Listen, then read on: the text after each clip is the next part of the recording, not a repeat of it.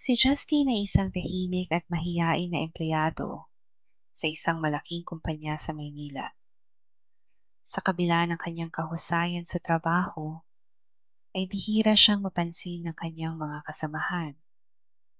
Likas sa kanya ang pagiging mahiyain. Palagi siyang nasa kanyang cubicle, nakayuko sa kanyang computer at bihirang makipag-usap sa iba. Ang kanyang buhay ay umiikot lamang sa trabaho at bahay. Isang araw, isang bagong empleyado ang dumating sa kanilang opisina. Siya ay si Carol, isang maganda at kaakit-akit na babae na agad na nakakuha ng atensyon ng lahat. Maihahalin tulad nga ang kanyang ganda sa artistang si Angel Locsin. Sa paningin ng mga kalalakihan, ay isa siyang tunay na anghel na bumaba sa lupa. Mabilis siyang naging popular sa opisina at halos lahat ay nais siyang makilala. Ngunit sa hindi inaasahang pagkakataon, si Justin ang kanyang napansin. Hi, Justin. Tama ba?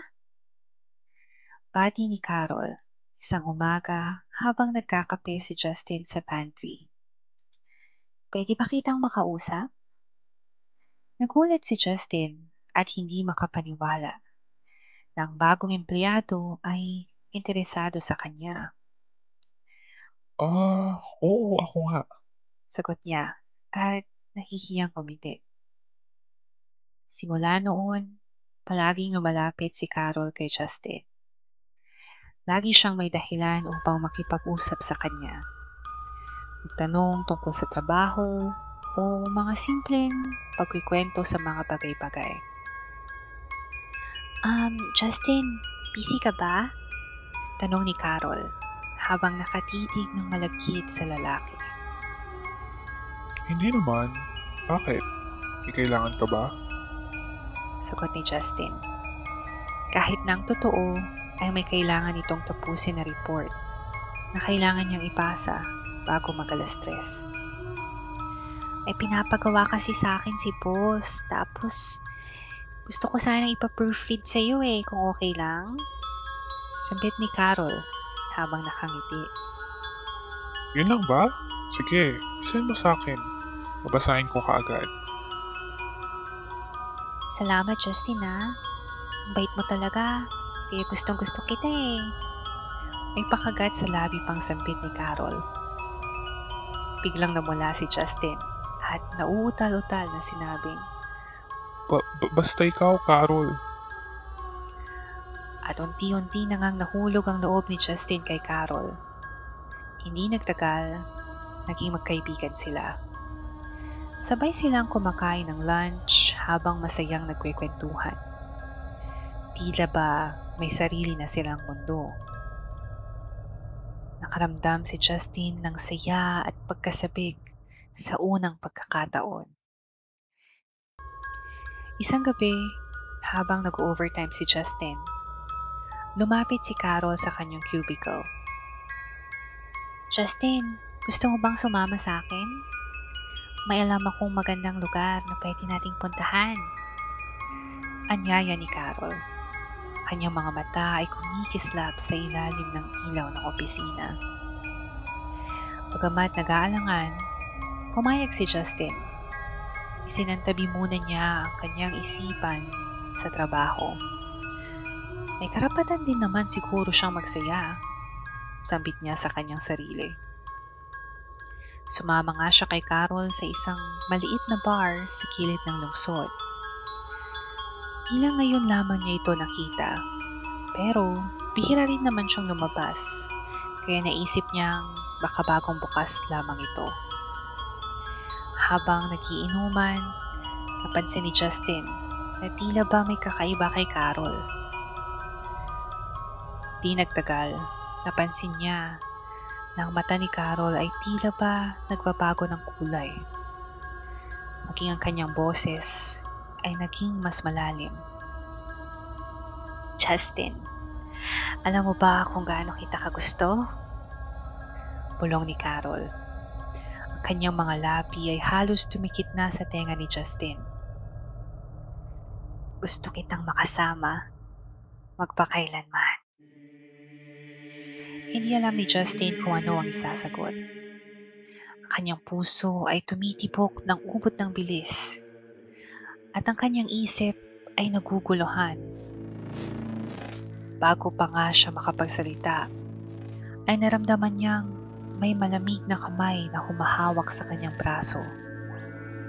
Ang kanyang mga mata ay lumaki sa takot nang makita niyang nagbago ng anyo si Carol. Ang kanyang balat ay naging kulay abo at ang kanyang mga mata ay naging purong itim na walang kaluluwa. Ikaw ang napili ko, Justin. Sabi ng halimaw na ngayon ay nasa anyo ni Carol. Ang iyong kaluluwa ay magiging akin na. Bago pa makatakbo si Justin, ay naramdaman niyang dahan-dahang nawawala ang kanyang lakas. Halos hindi na siya makagalaw. Kanyang katawan ay tila ba hinihigop ng isang malakas na puwersa. At ang kanyang kaluluwa ay unti-unting hinihigop ng halimaw. Nararamdaman niya na unti-unting nawawala ang kanyang pagkatao.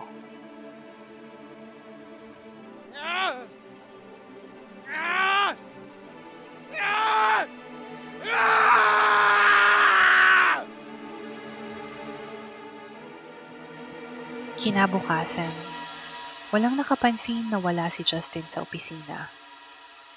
Ang kanyang cubicle ay malinis. Walang bakas na siya'y naroon. Ang kanyang mga kasamahan ay tila ba nakalimutan na siya, na parang hindi siya kailanman nabuhay. Si Carol o ang halimaw na nasa anyo ni Carol ay patuloy na nagtatrabaho sa opisina. Nag-aabang, naghahanap ng susunod na mabibiktima.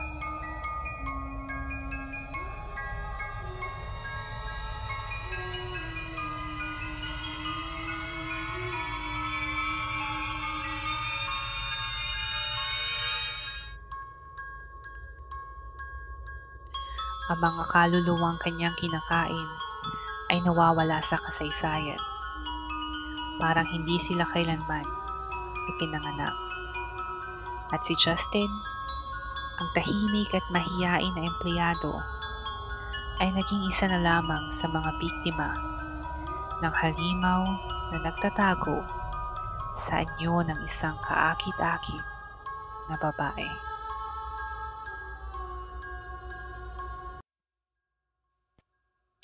What's up mga ka-whisper? Maraming salamat sa pakikinig sa pilot and experimental first episode. Pilot na nga, first pa. ng ating bagong segment, which is Takutan with Jonah.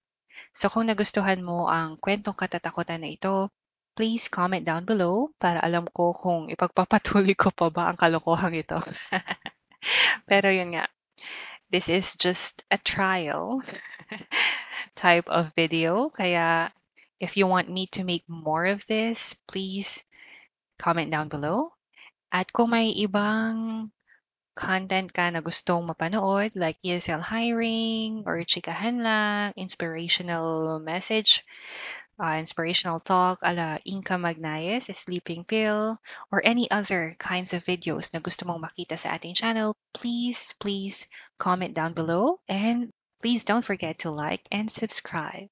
See you next time. Bye!